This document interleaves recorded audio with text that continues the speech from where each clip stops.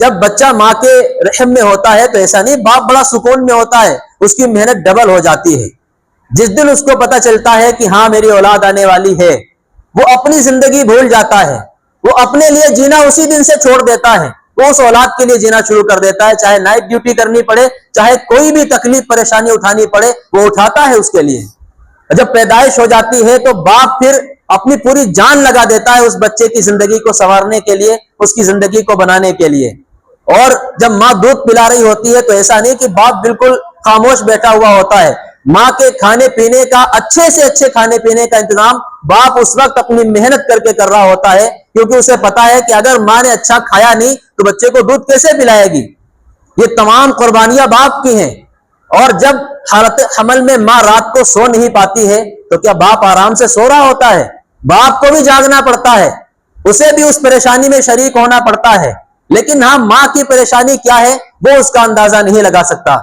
تو بہرحال باپ کا مقام اتنا مرتبہ اتنا زیادہ ہے کہ ایک حدیث شریف سے یہاں تک پتہ چلتا ہے کہ اگر باپ راضی نہ ہوا تو جنت میں داخلہ ناممکن ہے۔ رضا الرب فی رضا الوالد و سخط الرب فی سخط الوالد، فرمایا کہ اللہ تبارک و تعالیٰ کی رضامندی، اس کی خوشنودی والد کی خوشنودی میں ہے۔ اگر آپ نے والد صاحب کو راضی کر لیا تو اللہ بھی آپ سے راضی ہے۔ فرمایا کہ وہ سخط الربی فی سخط الوالد، اور اللہ کی ناراضگی والد کی ناراضگی میں ہے۔ یعنی اگر آپ چاہتے ہو کہ اللہ آپ سے راضی ہو جائے تو آپ والد کو راضی کر لو، اللہ تبارک و تعالیٰ بھی آپ سے راضی ہو جائے گا۔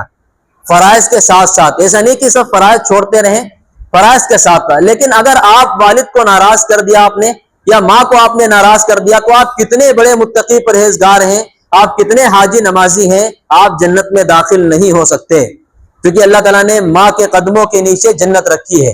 جعل اللہ الجنت تحت اقدام امہاتکم، کہ اللہ نے جنت تمہاری ماؤں کے قدموں کے نیچے رکھی ہے۔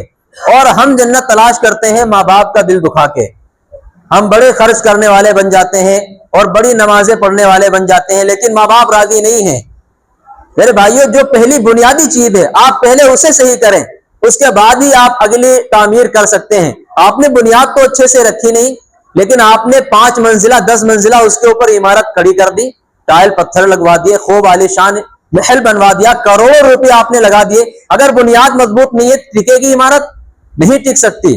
ہم والدین کا دل دکھا کے اوپر اعمال کی جو ہے منزلیں طے کرتے چلے جاتے ہیں، ہم سمجھتے ہیں کہ ہم نے بہت اعمال اکٹھے کر لیے، آخرت میں جب فیصلہ ہوگا تو پتہ چلے گا کہ زیرو ہے، کیونکہ بنیاد جو آپ کی سب سے پہلی بنیاد تھی، ماں باپ کی خدمت، ان کو راضی کرنا، ان کو خوش کرنا، وہ ہم نے پہلی ہی بنیاد ہی ڈھا دی اپنی۔ تو یہ بہت اہم چیز ہے، اور ماں باپ کی بد دعاؤں سے بچیں۔ کبھی ایسا مت کرنا، ایسا دل نہ دکھانا کہ ماں باپ کے دل سے بد دعا نکل جائے۔ کئی لوگ ایسے ہیں جو ماں باپ کا بالکل خیال نہیں رکھتے، یہاں تک کہ ماں باپ کا دل چھلنی ہو جاتا ہے، ان کے منہ سے بد دعائیں تک نکل جاتی ہیں، اگر زبان سے نہیں بھی نکلی تو کم سے کم دل ان کا روتا ہے، جس کی بنا پر انسان کے لیے بد دعا نکل جاتی ہے۔ اب وہ واقعہ آپ غور سماعت فرما لیں۔ بنی اسرائیل میں ایک بہت بڑے عبادت گزار تھے جن کا نام تھا جریج، شاید آپ نے سنا ہو، لیکن مجھے پتا ہے کہ بہت کم لوگوں نے واقعہ سنا ہوگا۔ حضرت جریج اتنے بڑے عبادت گزار تھے کہ ان کا کوئی بھی لمحہ عبادت سے خالی نہیں ہوتا تھا، پلک جھپکنے کے بقدر بھی اللہ کی معصیت میں وہ کوئی وقت نہیں گزارتے تھے۔ پلک جھپکنا کتنی جلدی ہو جاتا ہے، لیکن وہ اللہ کی ناراضگی میں اتنا بھی وقت نہیں بسر کرتے تھے، سارا وقت عبادت میں گزارتے تھے، اتنے بڑے عبادت گزار۔ یہاں تک کہ جب گھر میں رہ کر عبادت میں خلل ہونے لگا، کیونکہ گھر میں رہ کر انسان ہر طرح کے کام کاج بھی کرتا ہے، ساری چیزیں اسے کرنی پڑتی ہیں، تو وہ گھر سے باہر نکل کر دور دراز جنگلوں میں بیابانوں میں چلے گئے، وہاں اپنا ایک عبادت گھر بنا لیا، اسی کے اندر دن رات وہ عبادت کرتے رہے، وہاں پر کوئی ان کو روکنے والا نہیں، ٹوکنے والا نہیں، کوئی چھیڑنے والا نہیں تھا۔ وہاں اتنی عبادت کرتے کہ اتنے بڑے ولی ہو گئے، مستجاب الدعوات ہو گئے، اور اللہ تبارک و تعالیٰ نے کراماتیں تک ان کے ہاتھ سے صادر کرنی شروع کر دی، اتنے بڑے ولی۔ ایک مرتبہ کا واقعہ ہے کہ ان کی ماں آئیں، ان کی ماں نے آ کر کے باہر سے ان کو آواز دی، تو وہ عبادت کر رہے تھے، اس وقت اللہ کو یاد کرنے میں مشغول تھے۔ وہ سوچنے لگے کہ میں ماں کو جواب دوں یا اللہ کی عبادت کروں، مجھے کیا کرنا چاہیے۔ بہرحال یہاں تک کہ ماں جواب دیتی رہی اور وہ یہی سوچتے رہے کہ مجھے کیا کرنا چاہیے، میں اللہ کی عبادت میں لگا رہوں یا ماں کو جواب دوں۔ ماں کو انہوں نے جواب نہیں دیا، عبادت کے اندر مشغول رہے۔ کس کو یاد کر رہے تھے؟ اللہ کو، کسی اور کو نہیں، اللہ کو یاد کر رہے تھے، ماں کا جواب نہیں دیا۔ پھر ماں آئی دوسرے دن اور ماں نے آواز دی، آواز لگائی، پھر ان کے ذہن میں یہی بات آئی کہ میں ماں کو جواب دوں یا اللہ کی عبادت کروں۔ بہرحال انہوں نے سوچا کہ اللہ بڑا ہے، اللہ تبارک و تعالیٰ کی عبادت کرتے رہے، ماں کو جواب نہیں دیا۔ ماں نے ناراض ہو کر ایک بد دعا دی۔ بد دعا کیا تھی؟ کہ اللہ تعالیٰ تجھے اس وقت تک موت نہ دے جب تک تجھے زانیہ عورت کا، بدکار عورت کا چہرہ نہ دکھا دے۔ ماں نے بد دعا دی اور ماں چلی گئی۔ ایک عورت آئی جریج کے پاس، اس نے ان کو زنا کی دعوت دی۔ جریج نے منع کر دیا، کوئی جواب نہیں دیا، نہ باہر نکلے نہ کوئی جواب دیا، وہ عورت چلی گئی۔ اس نے چرواہے سے بدکاری کروائی، اس بدکاری کے نتیجے میں ایک اولاد پیدا ہوئی۔ اب جب وہ عورت کنواری تھی، اس کا کوئی شوہر نہیں تھا، وہ اولاد لے کر جب پہنچی بستی میں تو بستی والوں نے ہنگامہ کھڑا کیا کہ بھائی تو نے یہ بدکاری اور یہ منہ کالا کہاں سے کیا ہے؟ تو نے یہ اتنا نیچ کام کہاں سے کر لیا؟ بتا تو کون ہے تیرے ساتھ جس نے یہ کام کیا ہے؟ بستی والے بہت زیادہ جو ہے ناراض ہوئے، غصہ ہوئے اور کہا کہ اس شخص کا نام بتاؤ جس نے تمہارے ساتھ زنا کیا ہے۔ تو اس عورت نے کہا کہ جریج نے میرے ساتھ ایسا کیا ہے۔ جریج وہی راہب، وہی اللہ کے ولی۔ تو لوگ بغیر کچھ سنے ہوئے دوڑتے ہوئے بھاگتے ہوئے آئے، کسی کے ہاتھ میں پھاوڑا، کسی کے ہاتھ میں کدال، کسی کے ہاتھ میں کلاڑی، کسی کے ہاتھ میں ڈنڈے وغیرہ، ان کا پورا عبادت گھر توڑ ڈالا۔ پہلے تو ان کو آواز لگائی، وہ نہیں نکلے، عبادت کے اندر مشغول رہے۔ جب قوم کے لوگوں نے دیکھا کہ نکل نہیں رہے تو پورا عبادت گھر گرا دیا۔ جریج کا پورا عبادت گرانے کے بعد جریج جب باہر نکلے تو ان کو رسوا بھی کیا، ذلیل بھی کیا، گریبان پہ ہاتھ بھی ڈالا اور ہر طرح سے ان کو ذلیل کیا اور کہا کہ یہ کام تم نے کیوں کیا؟ تو جریج کہنے لگے یہ کام میں نے نہیں کیا، ایسا میں نے کچھ نہیں کیا ہے۔ تو کہنے لگے کہ پھر یہ بچہ کہاں سے آیا؟ تو جریج نے کہا ٹھیک ہے، اس بچے سے ہی معلوم کر لیتے ہیں کہ اس کا باپ کون ہے۔ وہ بچہ ابھی دودھ پیتا بچہ گود میں تھا، بخاری شریف کی روایت ہے، صحیح سند کے ساتھ مروی ہے۔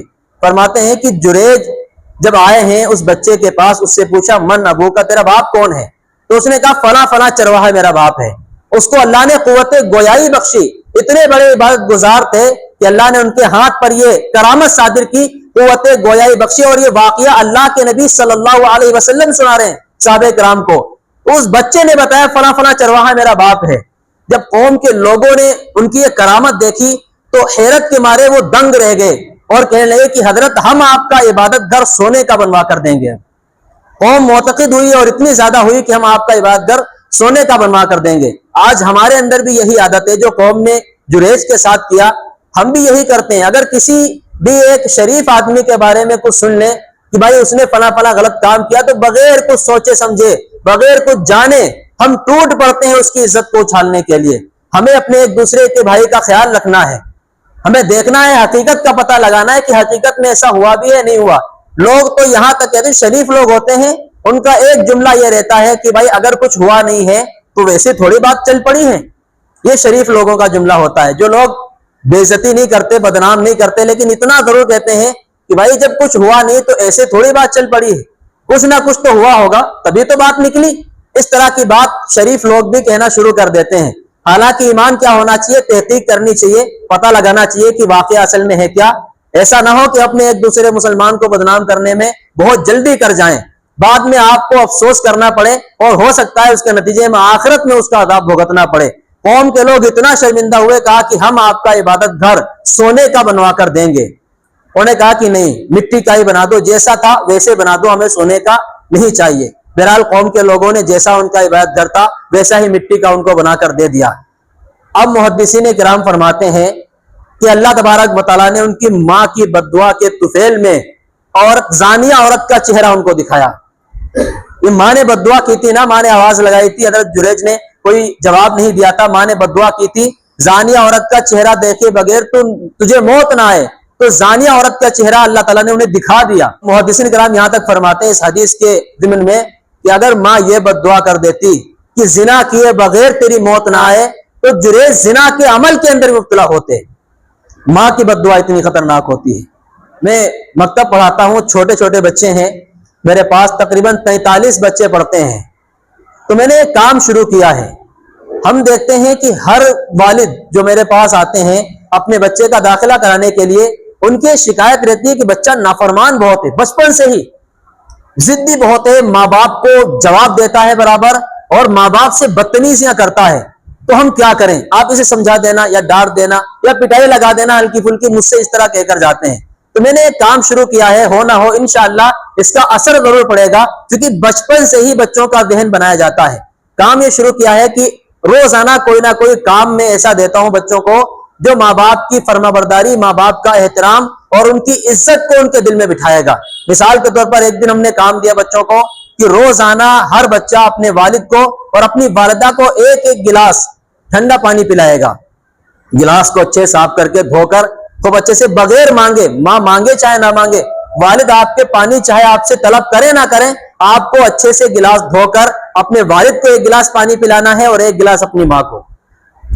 ماشاءاللہ کافی بچوں نے یہ کام کیا۔ دوسرے دن ہم نے ایک عمل دیا کہ آپ کے والدین کی چپل سیدھی کر کے رکھنی ہے، جوتے اور چپل سیدھی کر کے رکھنی ہے۔ ہم اپنے استاذوں کی تو بہت چپل اور جوتے سیدھے کر دیتے ہیں، حالانکہ استاذ کی دعا لگے گی نہیں لگے گی اس کی گارنٹی کوئی نہیں ہے، ماں باپ کی دعا لگے گی اس کی گارنٹی ہے۔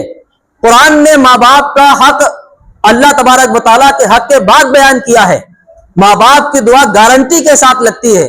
تو اپنے ماں باپ کے چپل جوتے سیدھے کرنا سب سے پہلے سیکھیں، استاذ کے چپل جوتے چاہے بعد میں آپ صحیح کریں۔ تو میں نے ایک کام دیا کہ چپل جوتے آپ سیدھے کر کے رکھیں اپنے ماں باپ کے۔ کافی بچوں نے، تقریباً سارے بچوں نے کیا۔ ایک دن میں نے عمل دیا کہ پیر کون کون دبائے گا اپنے ماں باپ کے۔ ماشاءاللہ سب بچوں کے اندر دھیرے دھیرے جذبہ بھی پیدا ہوا۔ اس سے کیا ہوگا؟ کچھ ہو نہ ہو ان کا ذہن بننا شروع ہو جائے گا، وہ چاہے اتنے اعلیٰ درجے کے خدمت گزار نہ بنے، اور انشاءاللہ امید بھی ہے کہ اللہ تعالیٰ ہو سکتا ہے کسی کو خدمت گزار بنا دے، چاہے اتنے خدمت گزار نہ بنے، لیکن ماں باپ کا مرتبہ کیا ہے، ان کا مقام کیا ہے، ان کی عظمت ابھی سے ان کے دلوں میں بیٹھنی شروع ہو جائے گی۔ پھر یہ بچہ لڑے گا ماں باپ سے؟ جو بچہ روزانہ پانی پلائے گا، روزانہ ان کے جوتے چپل سیدھی کرے گا، تو یہ عمل انشاءاللہ جو ہے بہت زیادہ ہونا چاہیے ہمارے اندر بھی۔ بچوں کو ہم بھی سکھائیں کہ بھائی پانی پلاؤ، اپنے بچوں کو سکھائیں کہ آپ ماں کو پانی پلاؤ، ماں یہ سکھائے کہ آپ والد کو اپنے لیے چاہے نہ منگائیں، ایک دوسرے کے لیے جب کہیں گے تو بچے پر اثر زیادہ ہوگا۔ اسی طرح ایک دن ہم نے عمل دیا کہ سر میں مالش کون کون کرے گا، چھوٹے ہیں ابھی، لیکن اگر ابھی سے ان کو یہ عمل سکھایا جائے گا، چاہے وہ نہ بھی کر کے آئے لیکن عظمت ان کے دل میں ماں باپ کی بیٹھے گی۔ تو بچپن سے ہمیں اپنے بچوں کو بتانا چاہیے شریعت کیا ہے، دین کیا ہے، اس کا اجر کیا ہے، ماں باپ کا مقام مرتبہ کیا ہے۔ تو انشاءاللہ امید ہے کہ وہ آگے چل کے فرما بردار ہوں گے، اور جب فرما بردار ہوں گے تو وہ ترقی بھی کریں گے، ماں کی دعائیں بھی پائیں گے۔